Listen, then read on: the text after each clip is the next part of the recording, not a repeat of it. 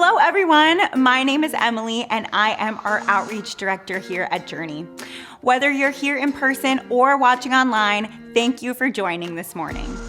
This month at Journey Kids, we are talking about wisdom. When Jesus was a boy, he grew up in wisdom, and God wants us to discover wisdom too. When we make a wise choice, we reflect the character of Jesus to the people around us. All right, now let's get into worship.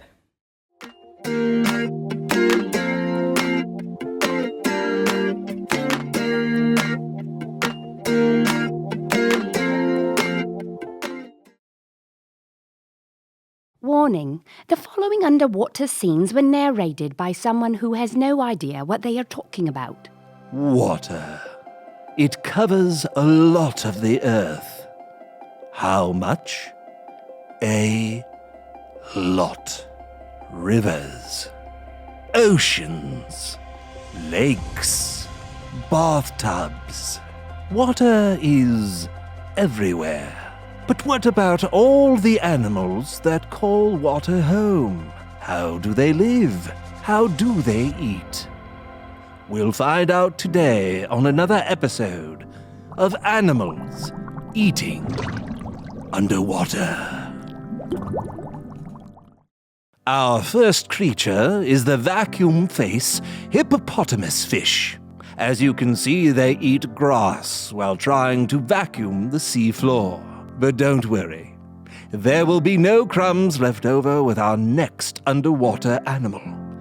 The grumpy McGrumpusome get off my lawn old man fish. Don't get too close or you may just become dinner.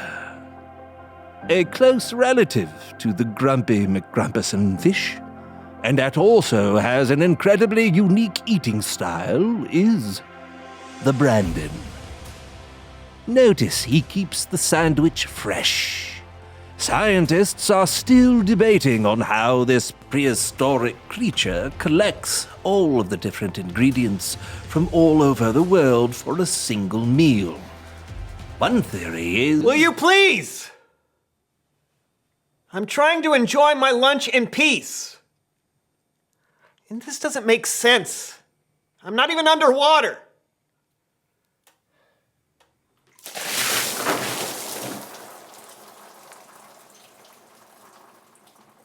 Even though the bread is soaked, this odd creature still finds way to eat his meal in peace.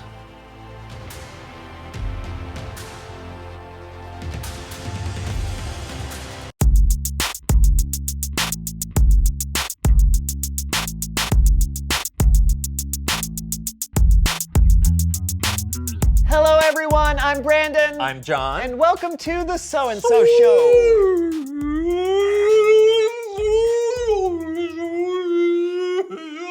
What is that? It's like a whale sound.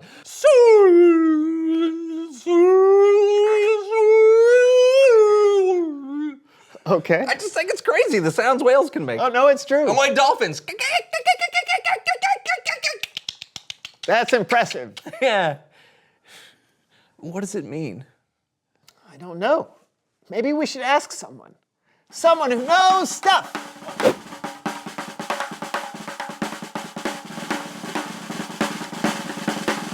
Hello. Well, hello. Come in. I'll just swim on over to ya. Whoosh, whoosh, whoosh. Well, you can dock yourself right here. Thank you so much. And thank you for being on the show. Can you tell our viewers who you are and what you know? Oh, certainly. My name is Janet Crusto, and I'm a cetologist. I study whales.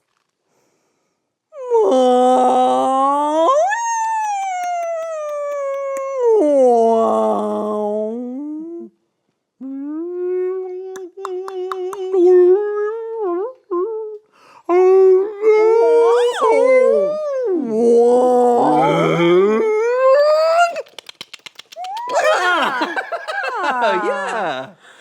Now, what did I just say? I have no idea. Oh. But it sounds like one of the ways certain species of whales talk. Oh, wait, whales can talk? That's what we think. Listen to this. Whoa. Those are whales? Yeah. Do you know what they're saying? No, but I want to. Sometimes whales use that clicking noise to bounce the sound off other objects to learn where they are or to help find food. We call that echolocation. Oh, so that's like sonar. Well, look at you, Mr. Smarty Pants. Oh, why, thank you. It's kind of like how bats find insects at night. Yes, but we now think whales also use clicks to talk to each other. That is so wild. I know. And how do you hear what they're saying? Like, how did you make this recording? With something called a hydrophone. It's basically a fancy name for an underwater microphone. We can record all sorts of whale sounds underwater, clicks and songs. Oh, songs? Oh, a music fan, are ya? Yeah. Well, listen to this.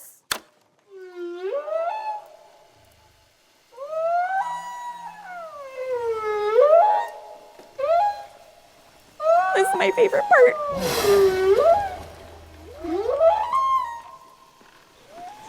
I could listen to this all day, but I won't. That is so beautiful. Yes, that's from a humpback whale.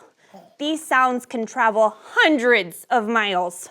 I can only make my voice travel a few hundred feet. And that's if I'm talking like this. That's the most amazing thing I've ever heard. I know. It's crazy! It really is. Why are we still yelling? You know, there's still so much we don't know about whales. And I'm very excited about that. Wait. You're excited about stuff you don't even know? Oh, yeah, of course. Just because we don't know something now doesn't mean we won't know it someday. That's why we gotta keep searching and asking questions and learning. Who knows? Someday we might be able to have a real conversation with a whale. Whoa.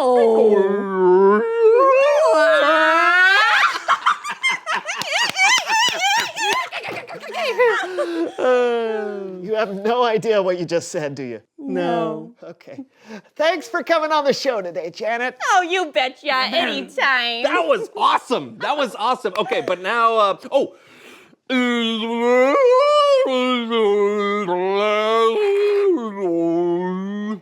It's Bible story time with Kellen.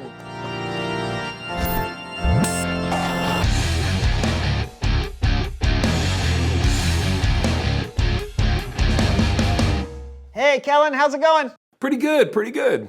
You got a story for us today? Do I love a cheese omelet for breakfast with a side of fresh fruit? Yes. I sure do. Well, then take it away. Our story today comes from a book of the Bible called Luke. Luke is one of 4 Gospels, the first 4 books of the New Testament, where we learn the good news about Jesus. When Jesus was just 12 years old, he went to Jerusalem, a crowded city brimming with travelers from miles around. What would happen if a 12-year-old boy had to navigate this teeming metropolis all alone? I guess we're about to find out. You're about to find out when we go behind the Bible.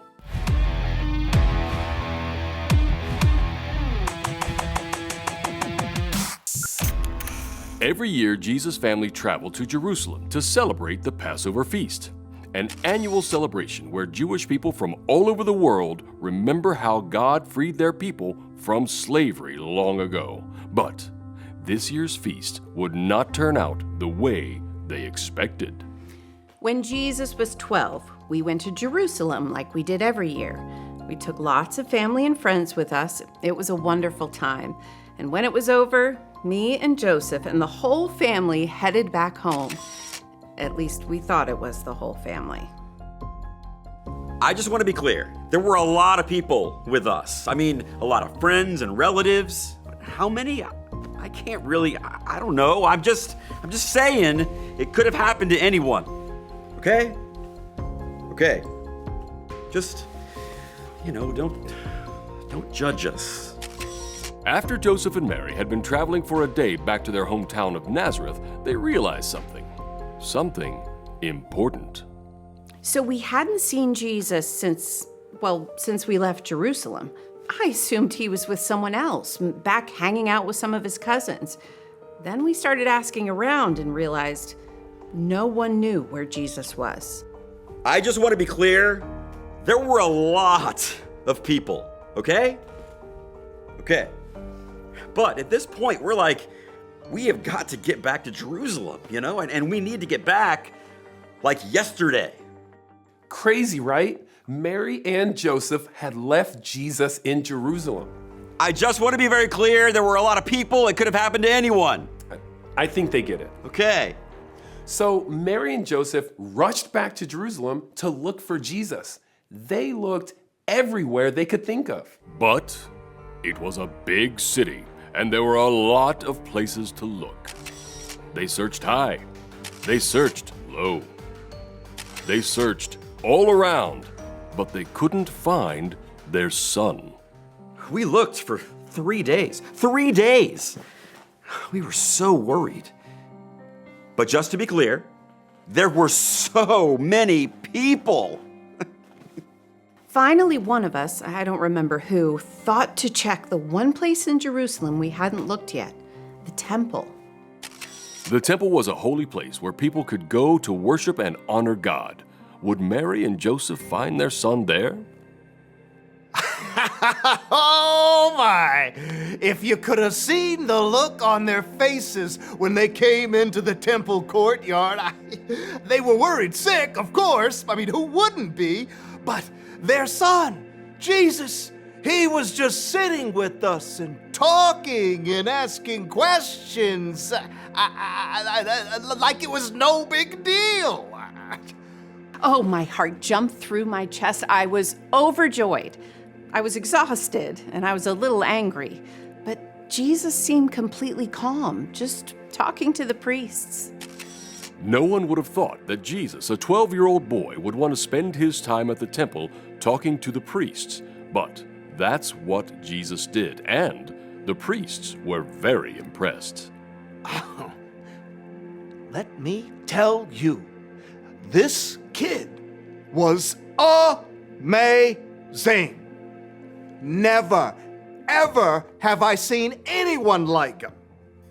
To have that amount of wisdom that he had at that age, it's just incredible. He asked the most amazing questions. And then, after he asked the questions, he listened. And then we'd ask him questions. And his answers. Wow. That's all I got. Just wow. Never seen anything like that. Ever. Never will, probably. As relieved as we were also a little frustrated. I remember Mary said to Jesus, "Why have you treated us like this? Your father and I have been worried about you. We've been looking for you everywhere." And then Jesus said something I'll never forget. He said, "Why were you looking for me? Didn't you know I had to be in my Father's house?" We weren't really sure what he meant by that, but I think about it all the time. I really do. Mary and Joseph returned back to Nazareth with Jesus, a family reunited once again.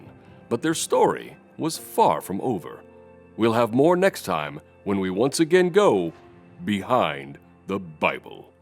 Back to you, Kellen. Thanks. Even at 12 years old, Jesus knew how important it was to learn new things. While his parents were searching for him, Jesus was in the temple searching for wisdom, asking questions, and listening. And he kept learning as he kept growing. Luke went on to write that Jesus became wiser and stronger. He also became more and more pleasing to God and to people. The end. Great story. It's fun to see what Jesus was like when he was younger. Yeah, sometimes we forget that Jesus was a kid. In fact, this is one of the only stories that we have of Jesus when he was young. Yeah, and he was already so wise. Yep, but he kept growing in wisdom. Jesus was a great example for us. We can grow wiser like he did when we choose to listen and ask questions. There's always more out there to learn. Absolutely. Thanks, Kellen. Hey, my pleasure. I'll see you fellas next time. You know, one time I got separated from my parents at a shoe store. Yeah, but the only wisdom I got was that the manager doesn't really like it when you climb on top of the shoe shelves. You did what? I was trying to see my parents, Brandon. Oh. Yeah. And then I fell into a big vat of old socks. Uh-huh. Reveal the question. What does it mean to be wise? I think listening is a big part of it. Right, and being curious about things you don't know, like Janet with whales. Yeah, we know Jesus was wise and kept growing in wisdom. So if we want to know what it means to be wise, we can just read about the things Jesus said and did in the Bible. Yeah, and then follow his example. Yeah, exactly. So what do you think? What does it mean to be wise? Yeah, talk about it together, and we'll see you next time on The So-and-So Show.